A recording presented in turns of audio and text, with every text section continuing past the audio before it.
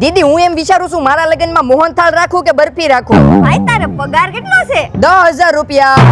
ભાઈ તું ગુંદી ગાંઠિયા રાખ, આપણે બીજું કાઈ નથી રાખવું. મિત્રો આ તો હતી ખાલી હવાઈની વાત, બાકી તમારા પ્રસંગમાં બધા વરકન્યાને જોતા પહેલા જમણવાર જોવે છે હો. તમારા પ્રસંગને બનાવવો છે ખાસ તો આરકે કેટરર્સ વાળા આપશે તમને સાથ. અહીંયા માત્ર 200 રૂપિયાથી ડીશ શરૂ થાય અને તમે કહો તેવી ડીશ કસ્ટમાઇઝ કરી આપવામાં આવશે.